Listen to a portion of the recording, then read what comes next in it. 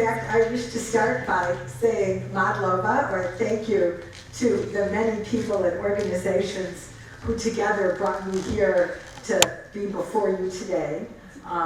First and foremost, the American councils, the USAID, and the State Department, without whose funding I would certainly not be here right now. Second of all, Article 42 of the Constitution, and the Center for Social Sciences, and the Office of the Public Defender, all of whom played a role in developing the project that brought me here today. And I want to start out by saying how much I have enjoyed being here in Georgia, and how much I have enjoyed working with all of the people and organizations that have hosted me here. This has been a tremendous experience for me, culminating in this final lecture that I'm going to give right now. I was asked to talk about gender stereotypes in employment. And as is often the case in English, that title is somewhat ambiguous. It could mean that I'm talking about gender stereotypes as they arise in employment. It could mean that I'm talking about gender stereotypes that exist outside of employment, but as they operate in employment. It could mean that I'm talking about the consequences of gender stereotypes in employment. And I'm really going to do a little bit of all of these. But I'm particularly going to talk more broadly about gender stereotypes as they exist throughout society, but as they manifest themselves in very destructive ways in the formation, in the operation, in the conclusion of the employment relationship. So first, let's ask, although I'm sure many of you know, what is a stereotype? Stereotype is a generalization, sometimes a true generalization and sometimes a false generalization, about a group of people, people who are perceived to be members of a relatively homogeneous group. So I will give you two examples that are not gender related. One is that in many places in Europe, not including the Netherlands, Dutch people are stereotyped as being stingy. If you go out to dinner with somebody from the Netherlands, you should not expect them to pick up the check. A second stereotype that is at least common in the United States is that Asian Americans are terrible drivers. Some people say this is true as a generalization, other people say it isn't true at all as a generalization, but it is typical in any case of a stereotype in that even if it is true of more Asian Americans than Caucasian Americans, it's certainly not true of everybody. So why are stereotypes harmful? Many, many reasons. I'll only allude to a few of the most important ones. First of all, they tend to be perceived as natural, as inevitable, and as unchangeable or immutable. That is, they take hold of our minds and we think that that's how it always has been, that's how it is uniformly today, and that's how it always will be. There's no way to change it. And obviously, in my opinion, none of those three are true about typical stereotypes. Second of all, they become socially self-fulfilling prophecies. That is, to the extent that they do not reflect everybody in the group, to the extent that they are not true of all members of the group being stereotyped, they nevertheless exert a lot of pressure, both because of perceptions by those outside the group and because of self-perceptions by those inside the group. They exert a lot of pressure on people to conform to those stereotypes, to make them become true, even though they wouldn't otherwise be true. Now, closely related to that point is the fact that almost always the stereotype does not fit everybody. So there are a percentage of people in the group, sometimes small, sometimes larger, sometimes even a majority, who do not fit the generalization about the members of the group, even though they are being pressured to conform and outsiders are often treating them as though they conform to the stereotype. Now, at least as important is the fact that a stereotype may start out being true of a majority of members of the group, but over time, because of changing conditions, changing economic conditions, changing social conditions, changing political conditions, sometimes changing technology, a stereotype that was once primarily true about the members of the group loses its accuracy even for a significant minority of the group. So stereotypes also pose problems because they lock in social patterns that may have reflected prevalent reality once upon a time, but they lock them in long past the time when they represent reality, when they're accurate, and when they are meaningful socially. And so they preserve patterns long beyond the time when they might have made social sense. So now let me talk about some very major stereotypes that relate to gender, and say a little bit about how they came into being and how they now are changing around the globe. So the most widespread stereotype in all of our societies, if you look back 50 or 100 years, has to do with the household and social division of labor. In particular, not everywhere, but certainly in many places, we had the so-called male breadwinner model and the female household caregiver or childbearer and child rearer model. And this was viewed as playing an important role in the division of labor in the household, but also in the division of labor in the marketplace, in the workplace, and in society as a whole.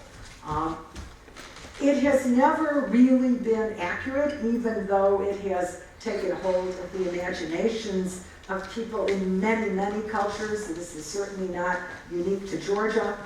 If you look back at the United States in the 1950s, this was our dominant stereotype as well. This is a very, very widespread stereotype in many places in Europe until very recent years. One might even say that to some extent it is still prevalent in a country like Germany. So we can hardly say that this stereotype has disappeared. At the same time, it has never, like most stereotypes, it's never been uniformly accurate. Indeed, there have always been segments of the population, portions of the population across every society for whom it was inaccurate. To give an obvious example, in households that farm, even in the highest heyday of the gender division of labor, with women supposedly raising the children and men supposedly caring for the economic well-being of the household, there have always been large numbers of families that had family enterprise, family farms, where the men may have done the heavy labor, but women and often children as well played a role in the agricultural work of the household. Sometimes family crafts or artisan production, where again the entire household was involved in performing the labor that produced the market returns for the household. In many societies, there have always been people where women were the primary breadwinners. In the United States, when we look at some of the minority communities, African American in particular, there have always been female-headed households where the women were the primary breadwinner or sometimes the exclusive breadwinner. So even back 50 to 100 years ago, when this stereotype had far more accuracy than it does today, it was never 100% accurate. It was always a stereotype that failed to fit the reality of many people. Now, closely related to that stereotype was the idea that, that work was a long-term career relationship, that people would be hired when they were career entrants or near career entrants upon completion of secondary education or university education, and they would stay with a single employer, if not in a single position, for many, many years to come. That the employment relationship would be long-term and in many cases permanent. This is a closely related conception to the idea that the typical worker would be a man. The typical worker would stay in paid employment from early on in their 20s or late teens until they reached normal retirement age, 60 perhaps or 65, varying with the society. And that women, on the other hand, would either not join the paid labor force, stay at home and raise children, or they would join the paid labor force but leave it when they got married or when they had children, or they would leave it partly and go into part-time employment and have a much weaker attachment to the paid labor market, while the man would keep a permanent attachment and would be the primary breadwinner. And of course, closely related to this is the idea that the structure of the household would stay intact for the lifetime of the couple once they formed a household. So men and women would remain married, they would both remain able-bodied, the woman to do the child rearing and household chores, the man able-bodied to go on working in the paid market economy. And so they could continue this division of labor during at least the period when children were being raised.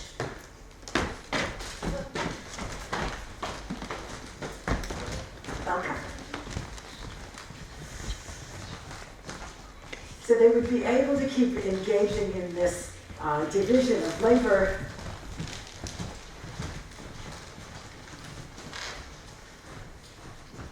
throughout the time when the children were being raised, and beyond, hopefully, until retirement. This is a world in which there is no divorce, in which families are not broken up by one or another member migrating abroad in search of either gainful employment at all or more gainful employment. So these are all interrelated stereotypes about the nature of men, the nature of women, the structure and internal relations of families, and the nature of work and the structure of labor markets, as well as the structure of employment. Now I'm going to talk about a few more stereotypes, but before I do, let me spend a minute talking about how tremendously these things have changed. Probably even as I was talking about them, many of you were thinking, this doesn't really reflect the reality that we see around ourselves today. The reality that we see around ourselves today, because of many changes. Changes that some have labeled globalization, where we have increased mobility of workers, we have increased mobility of capital, of jobs, of businesses, of investment. We have communications that make us aware of what's going on in other societies around the world. All of these are producing tremendous changes, and they're also producing a very, very high rate of change. That is, not only are things changing in very big ways, but they're also changing much more rapidly than they did in our parents' generation or our grandparents' generation. The pace at which these changes are occurring is very, very much faster than it was 20 years ago, 30 years ago, 40 years ago. And of course, one of the problems that stereotypes create is that they stay in our minds long after our reality has ceased to reflect even the part of them that was once accurate. So, just for example, I have recently looked at statistics that tell me that in Georgia, as of 2010, 39% of women in Georgia are the primary breadwinners of their households, as compared to 36% of men. And in 20% of families, the burden of being the breadwinner is shared equally between the families. That's a very big difference from the numbers that I'm sure were true 50 years ago. And of course, it's a huge difference from the stereotype. So the stereotype of the male breadwinner in the household, if those data are accurate, is no longer true in a majority of households, where 39% of them have the primary breadwinner as a woman rather than a man. And another 20% have the roughly equal earnings parity between men and women. And I should say that this is not unique to Georgia. In fact, this is happening in many, many societies around the world. This is happening in the United States. It's happening in Canada. It's happening in some, but not all, European Union member states. Very, very big changes, some of them accelerated by the 2008 financial crisis, which caused very large-scale unemployment, particularly in industries and occupations that have historically and stereotypically been predominantly male, so that in many places more men lost jobs than women, with the result that even if the men had been the primary breadwinner, the partner earning a higher income and more responsible for earnings than the woman partner in the household beforehand, in an increasing number of households, women are either the only employed member of the household, or they're the one more easily able to retain employment. And if the man is able to find work, they're no longer finding it in the higher paid industries or occupations that they previously held. So in many societies around the world, the male breadwinner model, which was already changing tremendously because of efforts at gender equality, has now also been changing because of large-scale sectoral and occupational realignment in the overall labor force and economic composition of the country. All right, so we know that people are more mobile. That means they're not holding jobs in the same place for a lifetime any longer. Not only are they not staying in the same position because they want to look for a different job, they're also not staying because businesses are changing more rapidly. Businesses are increasingly operating across borders, either into Georgia or outward from Georgia, or across borders with part of the work done in Georgia and part not, as is true again all around the world. As work and production of goods and services increasingly becomes internationalized, it also becomes less permanent, becomes less stable. That means that people are less likely to work for one company, one employer, one business, one establishment for the time that they're employed, and much more likely to face periods of unemployment, periods where they change positions, periods where they look for retraining and do a different kind of work. All of this is totally changing the ways that we think about work and employment in the labor market. And for women, and it has both an up and a downside. The upside is that women who have historically been out of the paid labor market, who have been in primarily family care roles, have more opportunities to go in and out of the labor market because everybody's attachment to the labor force and everybody's attachment to a single employer is changing. So that where the stereotype was that women couldn't sustain a full-time job because they had to stay home, take care of the household, raise the children, while the men were in paid employment, increasingly both men and women are moving in and out of long-term employment, paid employment, and so far women more so in household employment. In the United States, we are beginning to see that shift as well. We are beginning to see more and more men say, if the woman is now the primary breadwinner, if the man can no longer find full-time employment or well-paid primary employment, and the woman can, now that the woman is physically done with maternity and able to return to work, perhaps the man needs to become the primary caretaker in the household, at least so long as the woman is able to find better paid and more permanent employment than the man.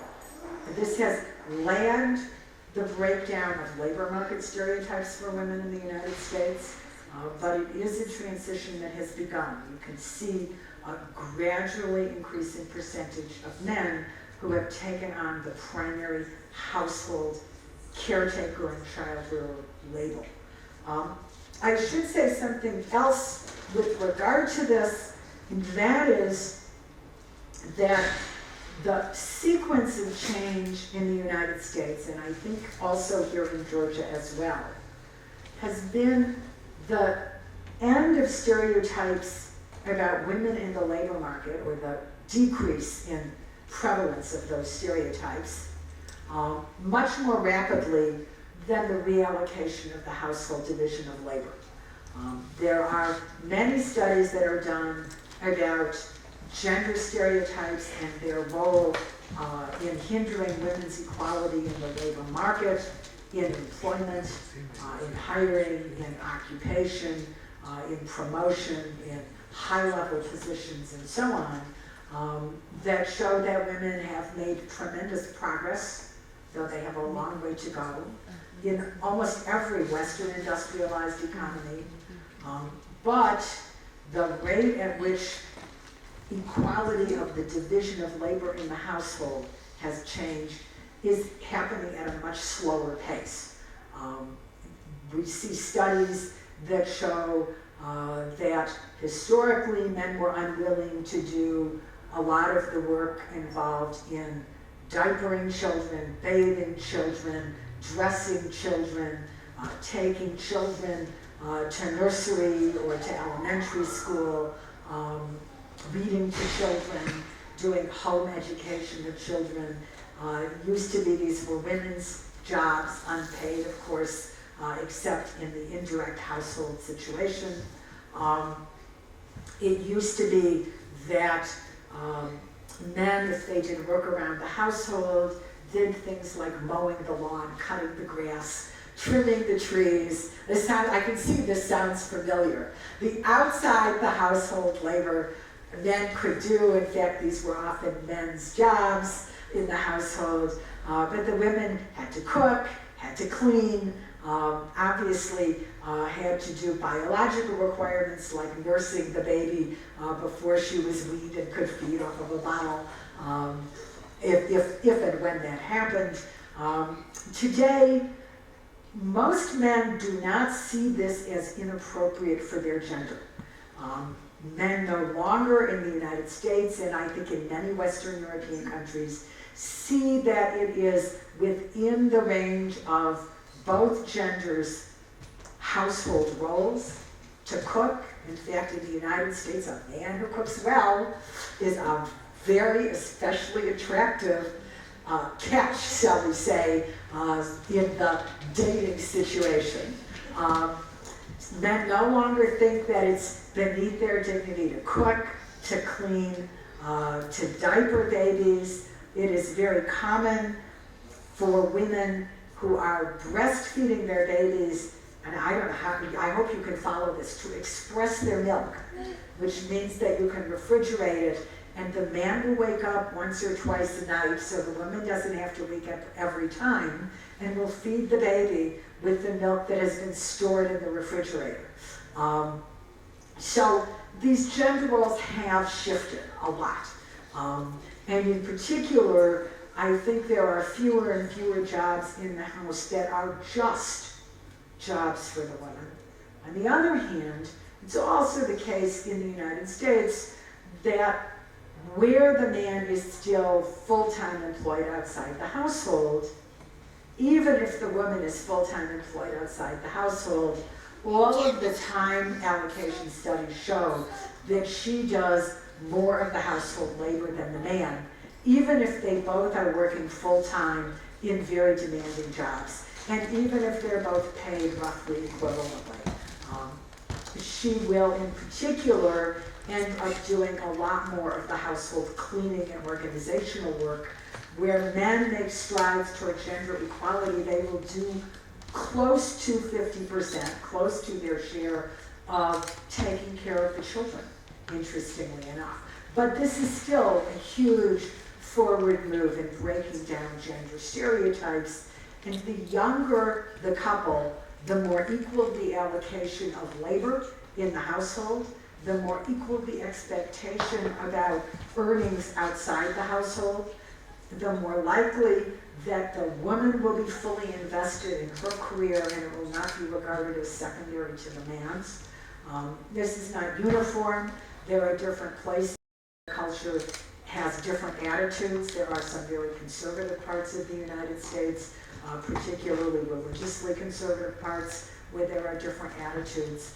But overall, and in the longer term, these stereotypes are changing, fueled both by women's demands for equality, men's increasing investment in women's equality, which I'll say a little bit more about shortly, and also the increasing acceptance and I would say support on the part of business for equality and the ending of stereotypes between men and women, not just government employers, but also private business employers, particularly big business employers.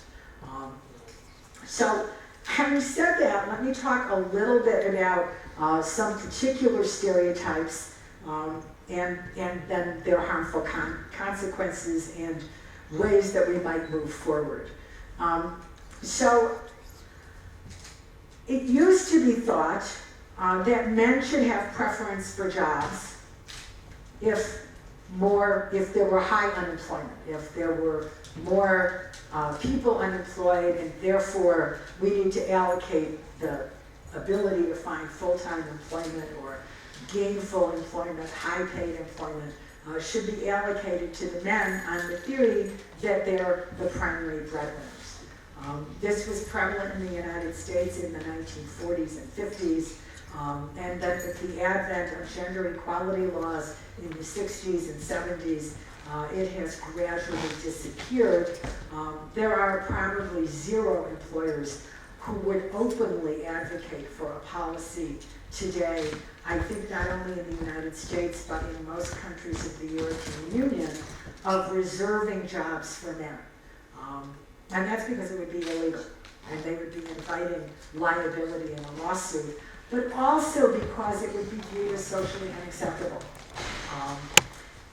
Partly because there are so many women who are either breadwinners for themselves in a sole household, or because they are the primary breadwinner for a household that may involve children with no man in the household, or may involve a male and female couple with children, but she's the primary breadwinner.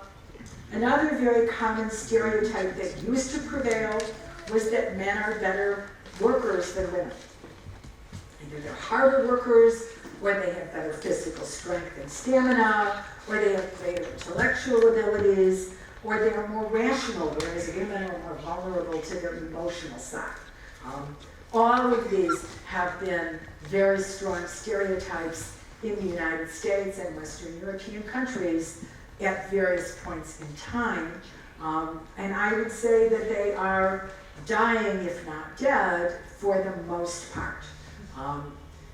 Nothing is ever dead, nothing ever disappears, everything comes back over and over, but nevertheless, these stereotypes have decreased a lot in their hold on the imagination of society.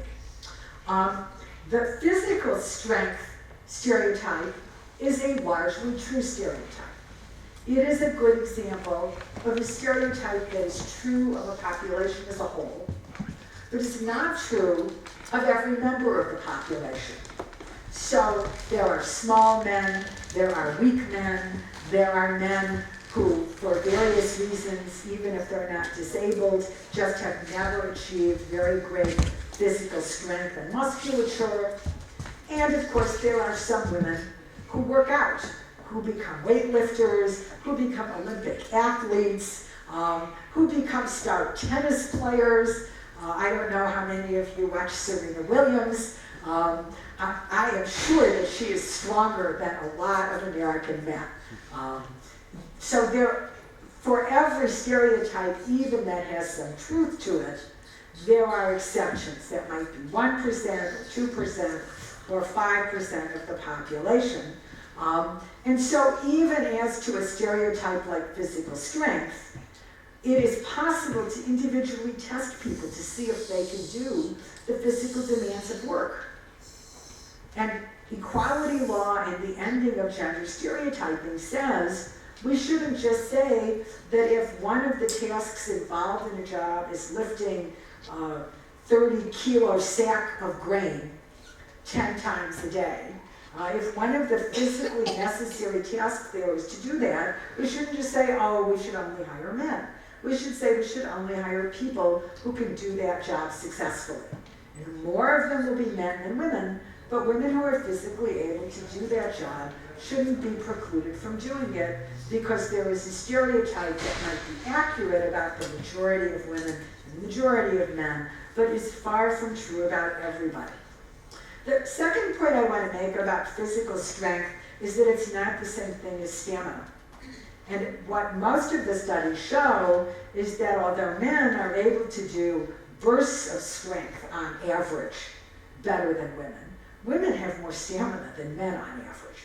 So if you have to do certain kinds of tasks and they require working at high levels of physical input over a relatively long period of time, if we were being biologically accurate, we should say we should prefer women for those jobs. Although, of course, that does not fit our stereotype at all.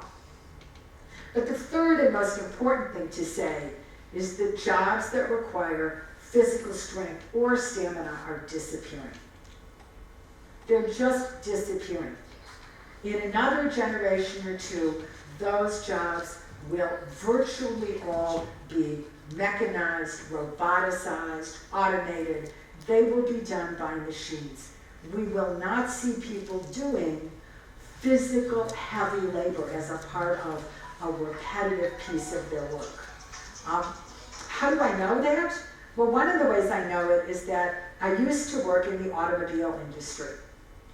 And I hadn't been through an automobile manufacturing plant in many years. The last time I had gone through one was probably about 1983 or 1984, when early roboticization was happening. They were just beginning to have robots perform certain very dirty, difficult, and dangerous tasks. Last summer, I went through an automobile manufacturing plant in Hungary. I'm not talking about a Western country. I'm talking about a former communist country that is still undergoing its own transition to a social market economy. And the amount of roboticization in that plant was staggering. Virtually everything that was dirty, difficult, dangerous, heavy, hard manual labor had been turned into something that a robot would perform.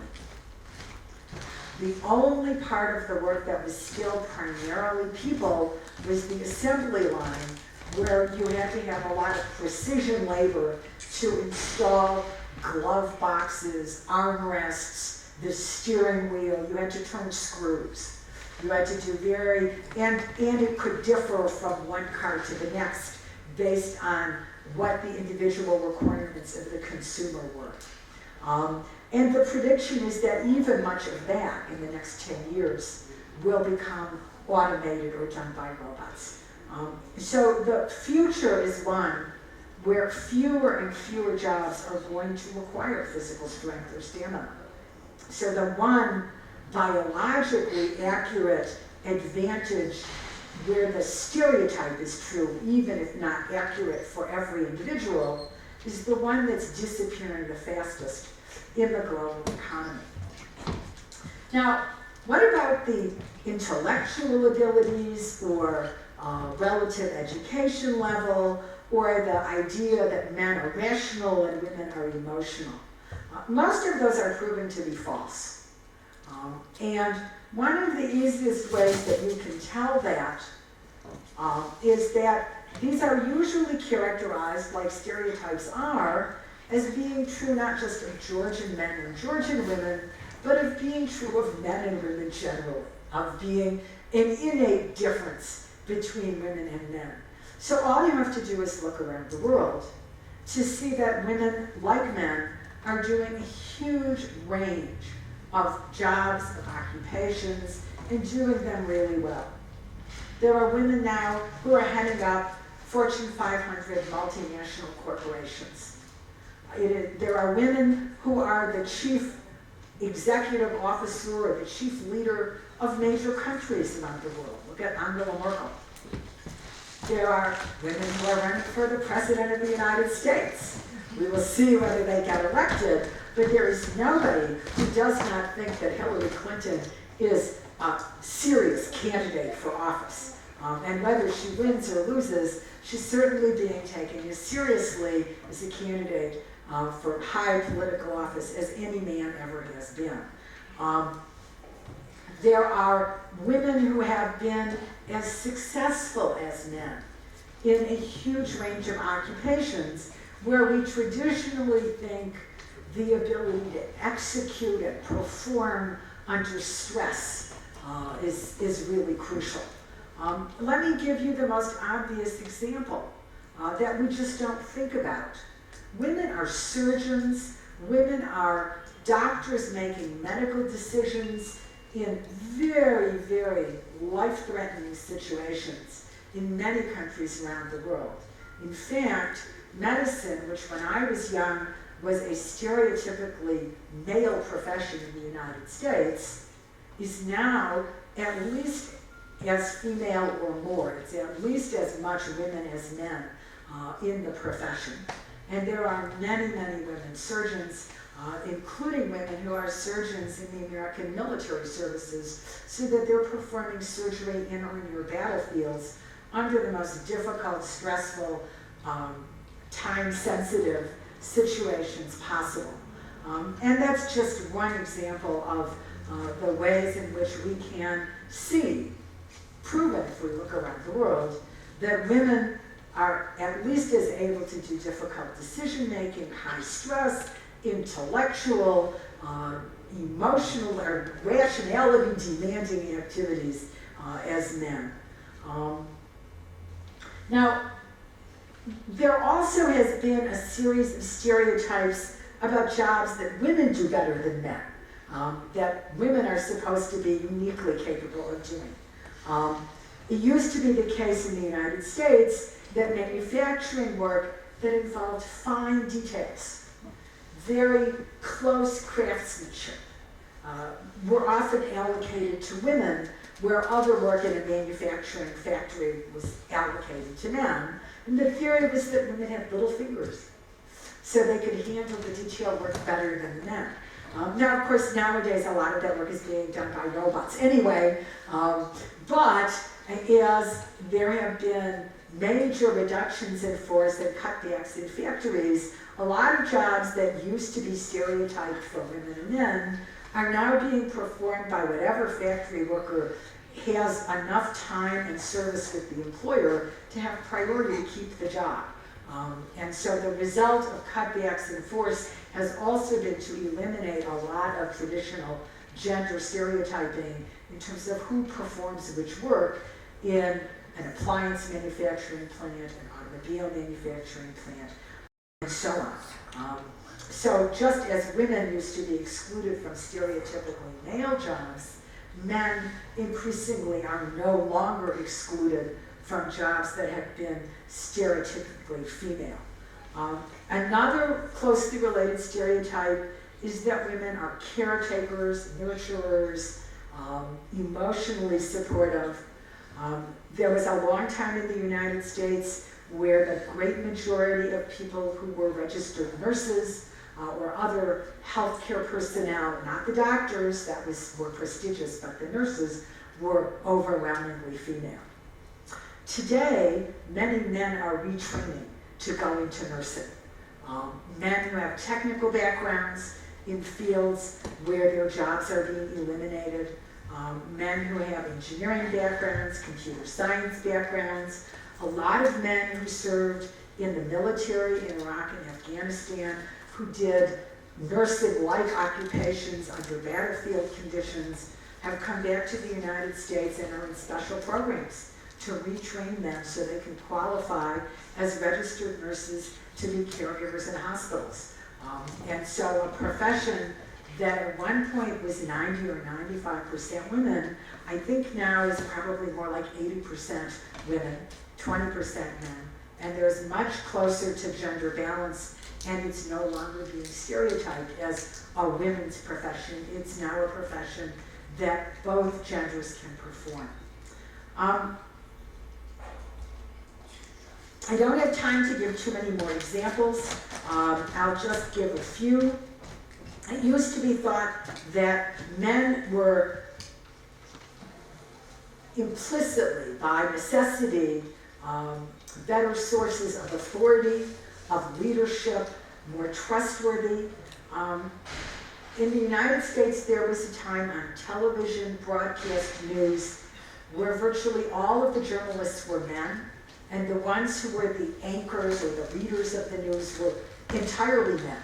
In fact, it used to be said that the public wouldn't accept a woman in that position because men have deeper voices and thereby convey their authority.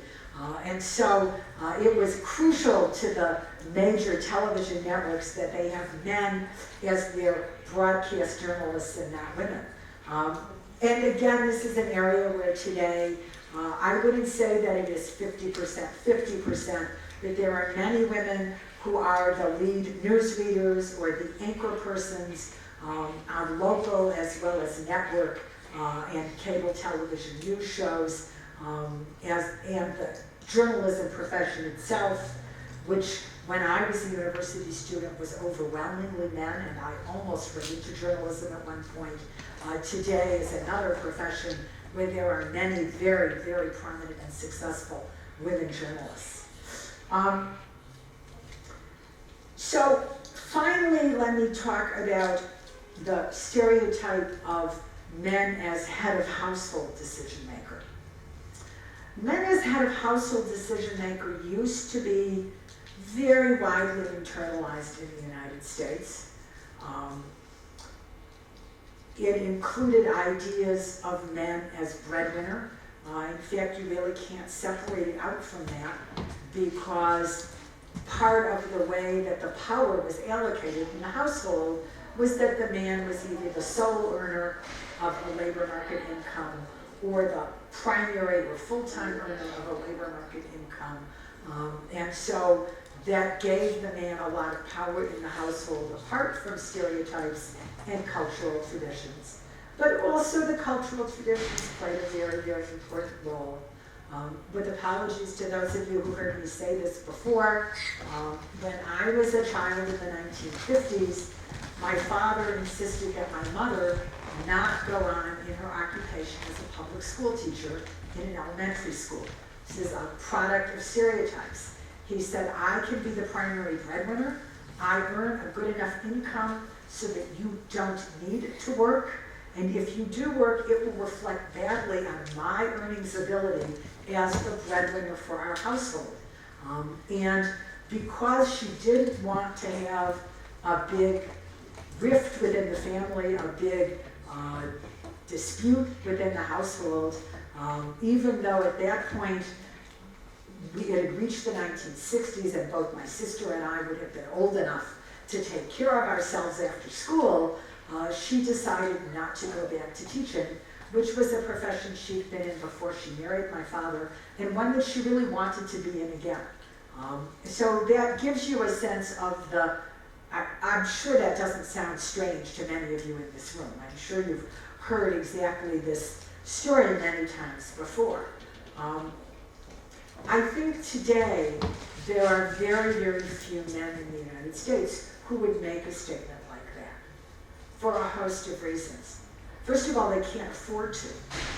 In many, many families, unless the husband is in a very high-level position, is a very skilled professional or hired into management, they need their spouse to work at least part-time, if not full-time, to maintain the standard of living that they are accustomed to. So the economics have really changed the allocation and the thinking about the division of labor in both the household and the labor market. But also, very few women today would accept a husband's assertion that he be the dominant decision maker, even if he was earning more money. And in fact, today I think that in many households, a husband who insisted that the women leave work, like my father did with my mother, or stay out of the paid labor market, that would be very likely to trigger divorce.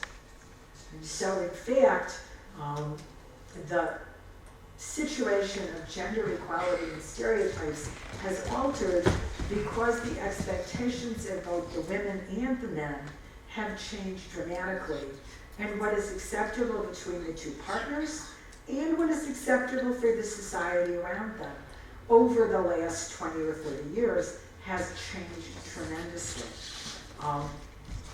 So the final point I want to make before I talk a little bit about the harmful consequences and ways to move forward is that there are some people who think that the way that the labor market has changed, the way jobs are changing, the way employment is changing today is one where if we were truly operating without any discrimination based on gender, more women would have jobs than men. That the structure of the labor market, in fact, increasingly depends on skills that, to the extent stereotypes or gender correlations have meaning, are skills that women are more likely to possess than men, rather than the other way around. So that if we were truly in a gender-neutral world for the labor market and employment, not only wouldn't we see discrimination against women, we would probably see, I don't want to say discrimination in favor of women, we would see gender-neutral hiring, employment, placement, job assignment, and careers that would produce more successful women. Not only successful women, but a higher rate of female success than male, all other things being equal. Now, of course, there's nowhere in the world, as far as I know, even Scandinavia, which has been in the vanguard of all of this, where we've reached that point. But that gives us a sort of a benchmark for comparison of what a truly free of gender stereotypes world could look like. So let me say a few words about the harmful consequences of stereotypes. And these are true both of individuals and of families and households, but they're also true of our societies as a whole. So gender stereotypes produce what is known as horizontal or occupational segregation. This is true in many, many cultures. It's partly that people supposedly choose freely what training they'll take, what occupation they'll take, what university training they'll get, what degree they will seek, how they envision their careers, and therefore the individual choices that they make. This is why many women still today in the United States choose to get a degree as an elementary or secondary school teacher, choose to get a degree as a registered nurse. Those are absolutely the two most stereotypically female-dominated professions, even though they are now maybe 80%, 20% rather than 90 or 95%, 5% female. Obviously, when you do that, you change people's career options. You make it harder for them to train for something different later on. There was a time when it was very, very hard for women in the United States to get into medical school and train to become physicians. 10%, 15% of medical school students were women, and they had to work very hard to be admitted. Obviously, that meant that the overwhelming majority of doctors, physicians, were men. And in fact, women would often become registered nurses because if they wanted to be in a healthcare profession, that was the one that women were allowed stereotypically to go into, where the men were allowed to become doctors and not nurses. Today, about 50% of the medical school classes are women. And so what we think of as a doctor is no longer stereotyped male. It's not stereotyped at all. It's a human being who's got a certain level of training and qualification. And so over time, we have transformed occupational segregation in several branches of the healthcare professions. Both doctors and nurses have ceased to be segregated positions and have integrated both men and women. That doesn't just change the prospects, the career possibilities for women and for men.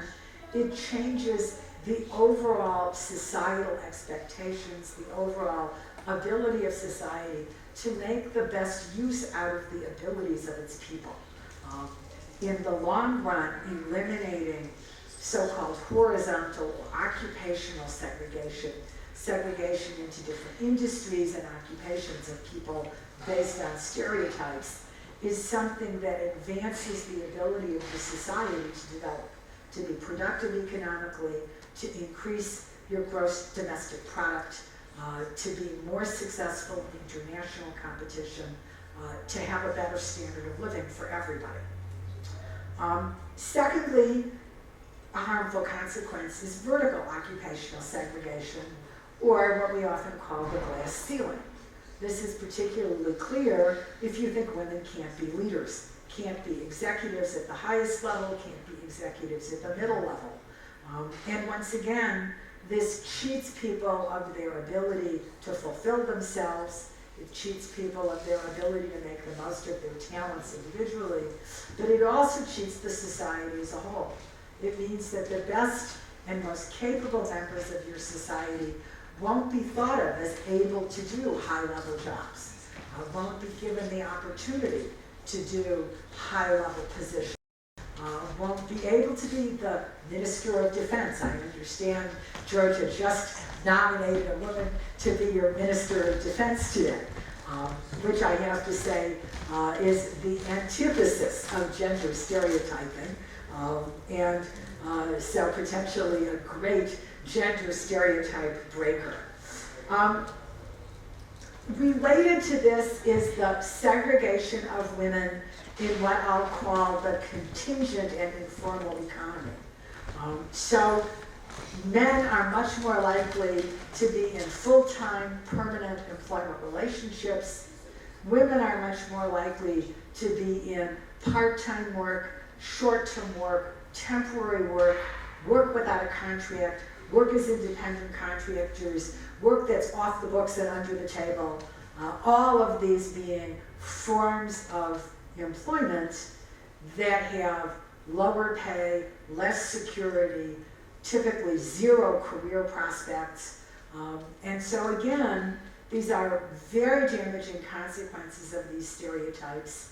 They are particularly tied to the stereotype that men are the primary breadwinner, and that women's connection to the labor market is likely to be short-term and intermittent rather than long-term or permanent.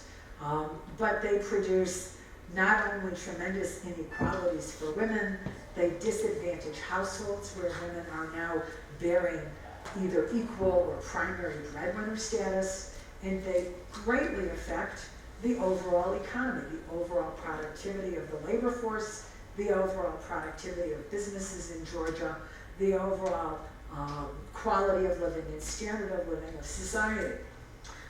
You see this as a repeated refrain.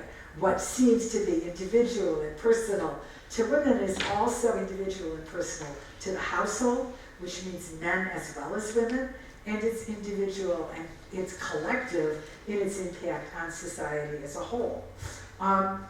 Two more similar consequences: unfair lower pay for women even when they do virtually identical work to men, and unfair lower benefits to women when they're doing identical work to men or very similar work to men. This is a failure to provide equal pay. It's illegal but very hard to capture because it's very hard to show how similar people's jobs are and how similar the work is that they're doing. And even worse is that we tend to devalue the work of women in the labor market where the work is stereotyped or predominantly female.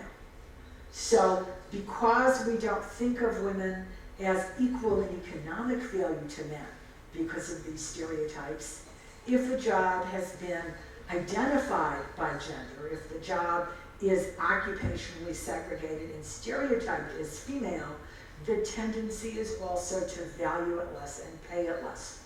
This is the reason in the United States why tree trimmers make more money than registered nurses. Tree trimmers are people with a lot of skill. They have to not kill the tree when they cut off the branches. But obviously that might not be quite as important as not poisoning the human patient when you administer a drug, if you give the wrong drug or an overdose of a drug to a human patient. So that is one classic example of how we tend to devalue relatively the work that is done primarily, predominantly by women than by men in the labor market. And of course, we also devalue the work that women do that isn't a part of the paid labor market. So we devalue the work that women do cleaning the household, doing the primary role of child care, doing a lot of the work to keep the household functioning. We tend to devalue that up until we marketize it because both family members are working. And at the point where both partners in the household are working, and they pay somebody to clean the house, and they pay somebody to be the nanny taking care of the young child, or they pay the nursery school to take care of the child while both parents are at work, then it turns out that those jobs are very expensive. And that once they're put into the market, they have a much greater value, even though, at least traditionally in the United States and a lot of other countries, they have tended to stay stereotypically female work. So finally, and maybe even most important, we straitjacket men if we don't break down these stereotypes. We force men into limited roles in the household when many men would prefer to play a greater role. Now, I have to say, I don't know a lot of men who are any more enthusiastic than women about vacuuming and doing the dishes and cleaning up everything. This tends to be a chore that nobody likes, and that's what the survey data bears out. But men, as often as women, enjoy cooking if they are allowed to do it and it stops being stereotyped as women. One of the ways you know that is that the highly paid chefs at a lot of restaurants are actually more likely to be men than women. So there isn't anything innate about the ability to cook and the ability to cook well. It's all about gender stereotypes and our expectations of people. And as stereotypes break down, men are as willing as women to be the lead person cooking, the lead person buying groceries, and increasingly the lead person taking care of the young children. And the more that these household jobs become shared jobs and jobs that are no longer stereotyped and that people of both genders can do, the more we free men up to not have to worry about whether they're not manly enough or whether people will think they're gay if they raise their children or cook in the household. And the more that we say, this is a job that people of both genders can do without regard to gender, without regard to sexual orientation, These are human living jobs. These are necessities, but also enjoyable life-sharing jobs, life-affirming jobs that we all can do. So what is our way forward? Or how can we start to think about tackling these issues? Some of these things, Georgia has already made great strides on. You have already begun to enact laws that prohibit discrimination or require equality on the basis of gender.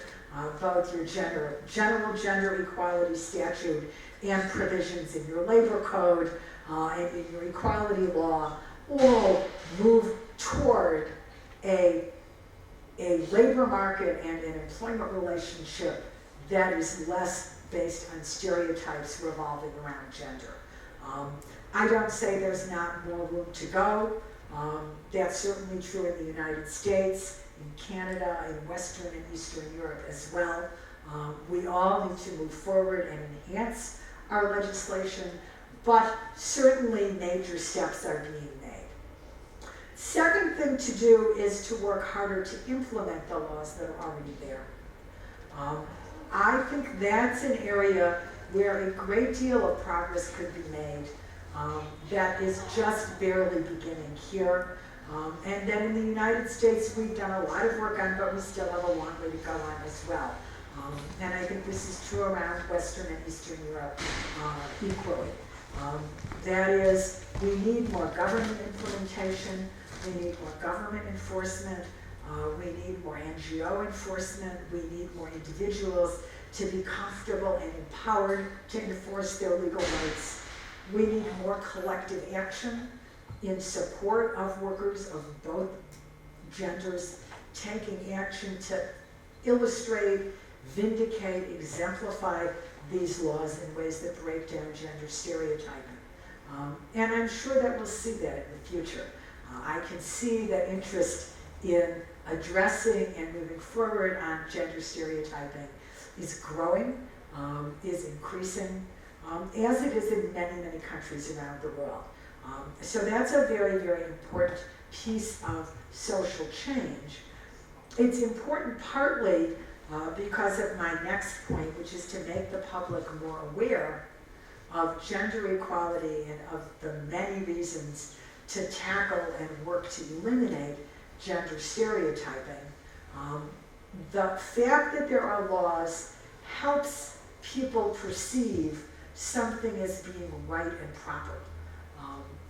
It's hard to tackle deeply entrenched ideas about what gender roles are. And there are many levels and many ways at which we can all try to make the public more aware, make the public more conscious that these are not inevitable, that they are not natural, that they are not something that's immutable and that will be there forever.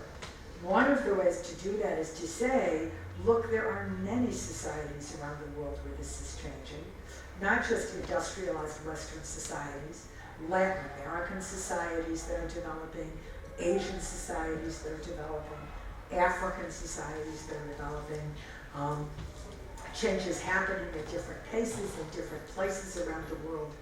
But in many, many countries, gender stereotypes are decreasing, are being placed under attack because they no longer fit the modern world, because they no longer fit a globalized world and a world in which we can all see that these stereotypes are not natural in Burundi, and they're not natural in Chile, which had a prime minister who was a woman for a while, that they're not natural in Germany, which currently has a prime minister who is a woman, that they're not natural in Scandinavia, and that they're not natural in Slovakia, which at one point also, I believe, had a prime minister who was a woman. And so we're talking about many, many countries, and there's no more reason that it should be natural in our own. Hardly can be biologically required if it's different in so many places around the world. But it also helps to be able to say that there are international human rights standards, international gender equality standards, many of them standards that this country has already adopted, along with way over 100 other countries around the world, that are aimed at eliminating these stereotypes for all of the reasons that we've just talked about. And finally, as both a strategic matter and I think a good policy matter, I believe it's really crucial to get men as invested as women in achieving gender equality, to help educate not only the women in the public, but the men in the public. It's true that their position of power and privilege in society and in some households decreases, that they have to walk away from that. But they gain so many things. They gain being relieved of the social burden of being the exclusive or at least primary breadwinner, that they're able to share responsibility for earning a living, for keeping the household going, for keeping the family intact, and for decision making where two heads are better than one. All of those are a huge positive for men as well as for women if men can be brought to see it that way. So that's the self-interest argument, not only for women but for men. In the United States, there has been something else that has really changed the thinking, and it has been a generation. And that is that men want their daughters to have equal lives.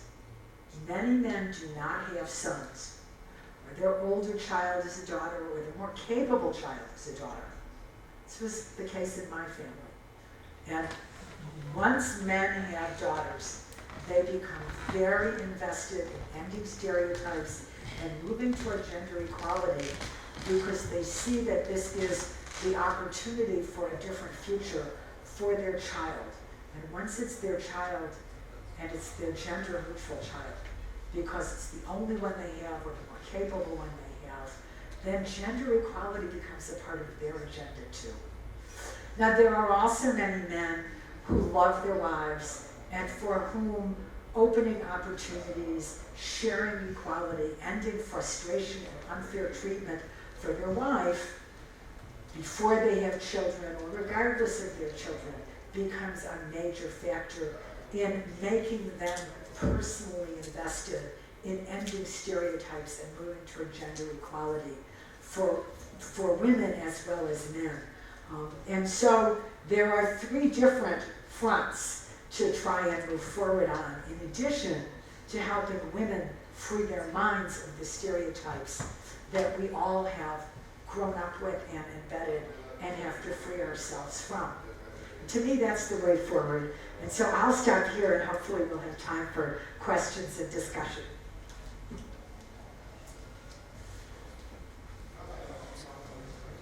Yes.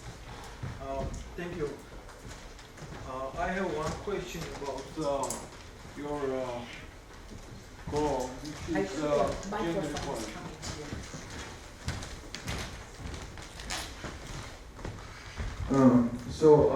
The question is about means to achieve that goal. And as far as I understood, means which you are suggesting are laws which should be enforced by the government. And the question here is, why do you think so? So you think that voluntarily this goal couldn't be achieved? Society should be forced toward that goal? So that's the question. Sure. Thank you.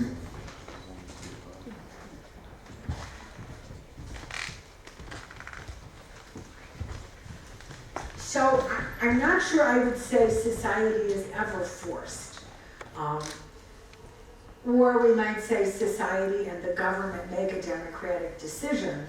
When you suggest that society is forced, I'm using what we call air quotes, toward that goal, there are many, many different pressures in society. One of them is law. Sometimes there's social pressure. There's the pressure of tradition. There's the pressure of culture. People make very few choices that are totally individualized and autonomous. They make them always within a context. So I would be hard-pressed to say that law forces anybody to do something as opposed to society, tradition, and so on. That's one part of my answer. But I also think that you have a democracy.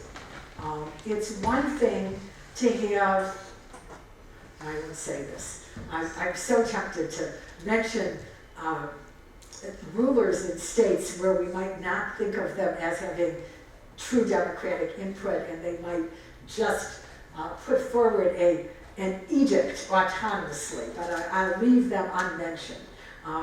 But it's one thing for a ruler who can just declare a law all by him or herself, these are usually hymns, and to say, effective tomorrow, it shall be illegal to work on Mondays.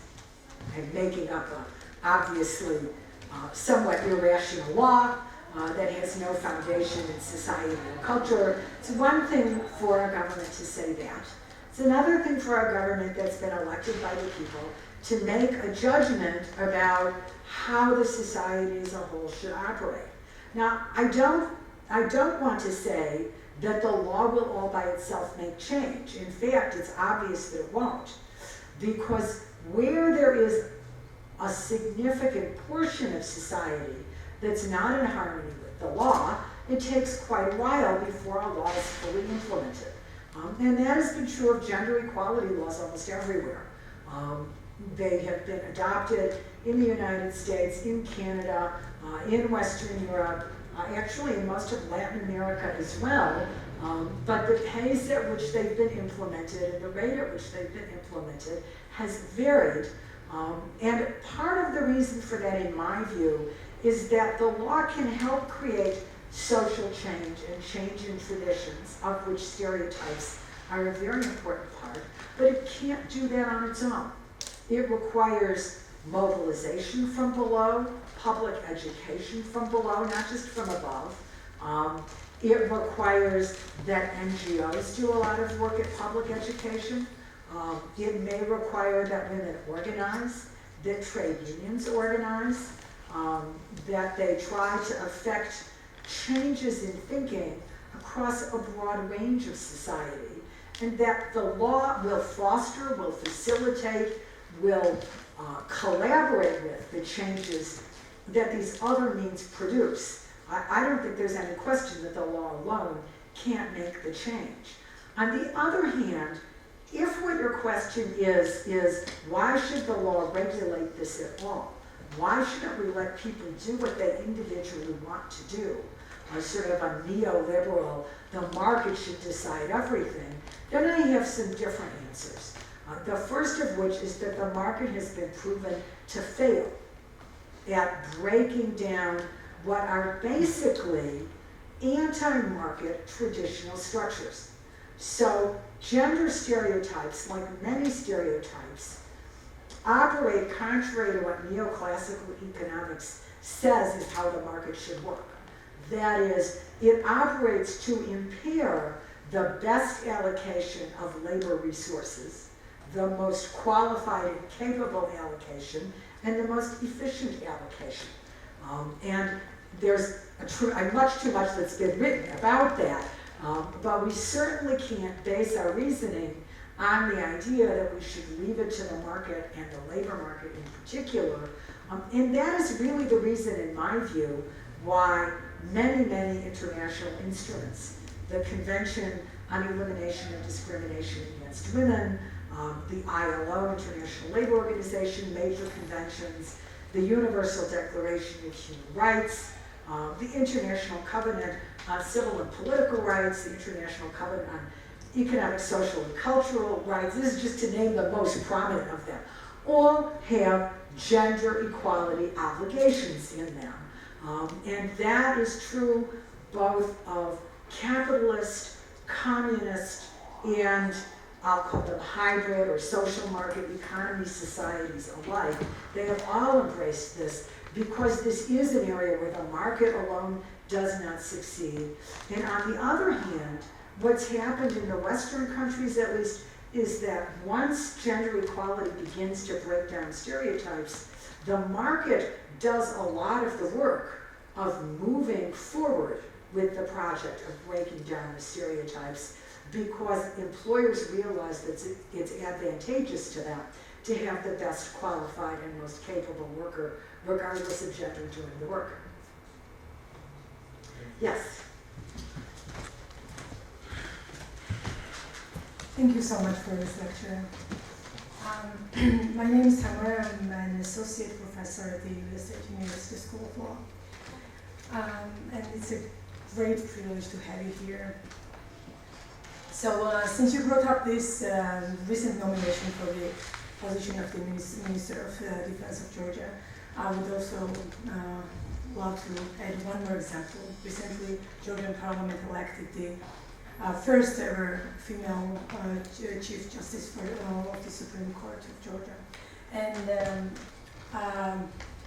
you probably don't know, but we Georgians are very conversationalist people, and we do that on Facebook. So on Facebook we had this discussion, and of course people placed her under very strict public scrutiny, and they analyzed her private life to that, and so on and so forth.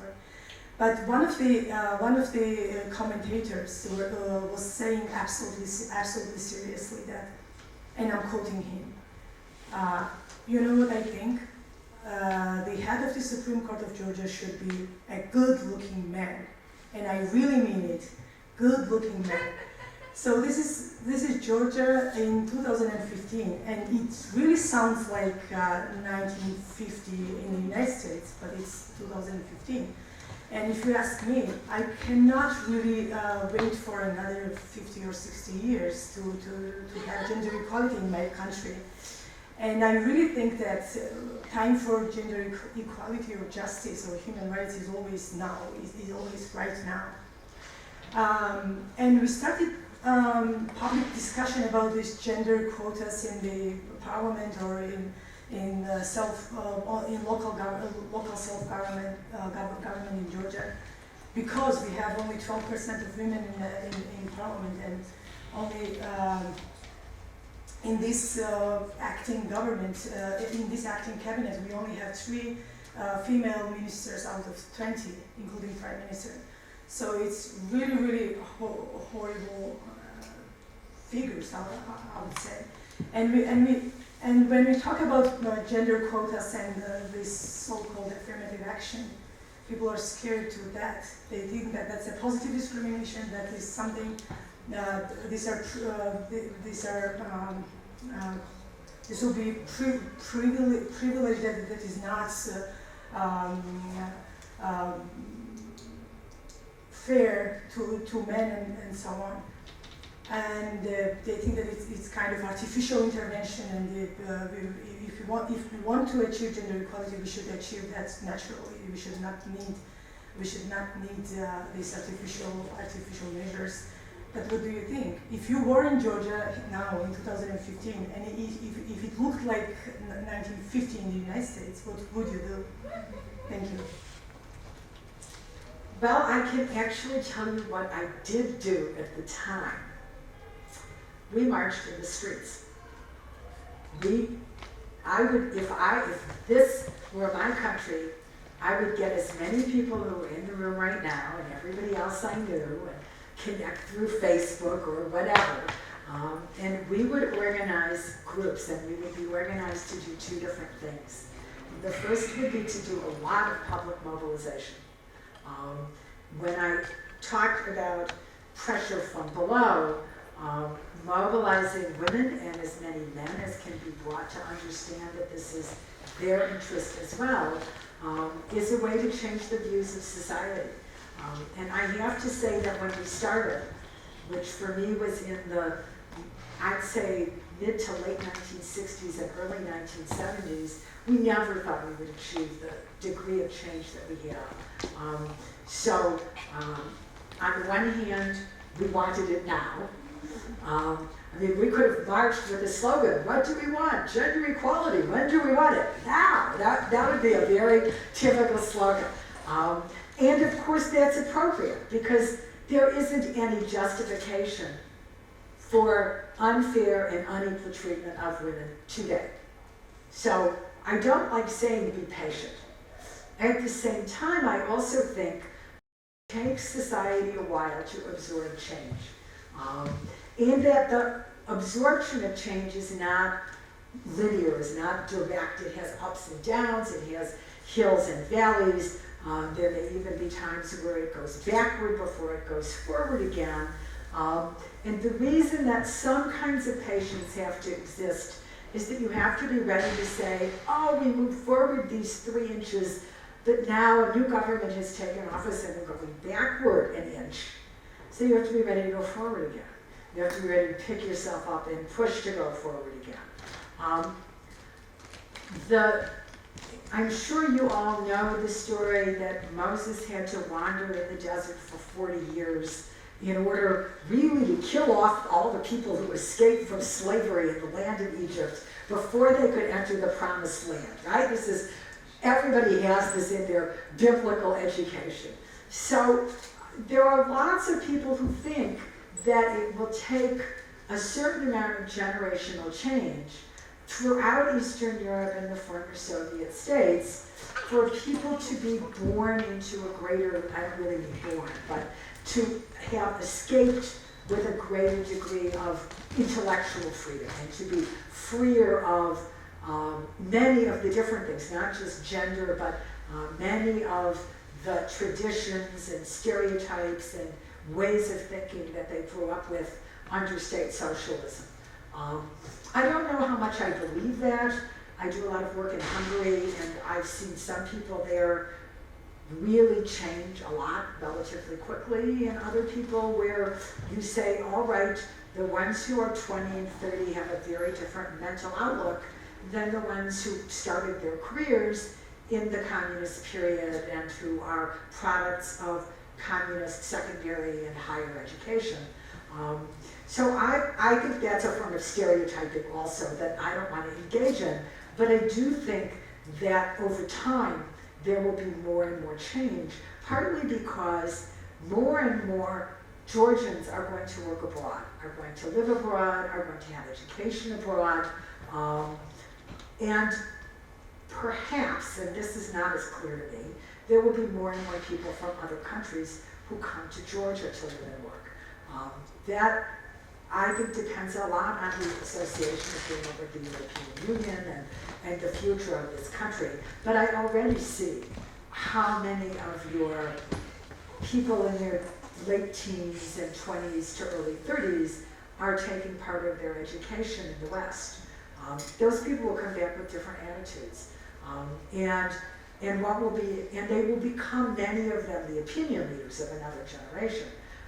So things that are accepted as the norm within Georgia will become more multifaceted, and so change will happen to some extent that way. Besides organizing, agitating, politically, socially, culturally, this is going to really sound very, almost too traditional. In the 1960s and 70s, we did something called consciousness raising, which many of you have probably read about if you've read gender studies material. Consciousness raising was that we had groups, usually just of women, sometimes of women and men, where we talked about the ways that gender stereotypes were influencing our minds, were affecting our thinking, were impairing our ability to make good choices about what classes we took in the university, what kinds of careers we thought we'd want, how we dealt with our families, our home relationships, especially if we were in personal relationships.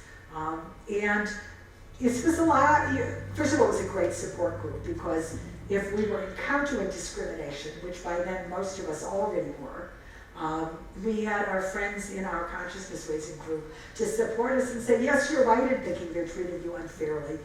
No, you don't have to just put up with this. But also, and equally importantly, by sharing the ways in which our minds were being captured, we could escape from the ways in which our minds were being captured. We could see that what we thought were personal problems, oh, this is just me, maybe I'm not as qualified for this job as this man that they offered it to. We could realize, no, this is all a part of bigger societal stereotypes and gender inequality systems and patterns. And so there was a saying, which some of you may have heard of, in the early 70s of the American women's movement: the political is personal and the personal is political. It's very important to see that what's happening in your own life, in your own individual home and workplace situation, is not just you.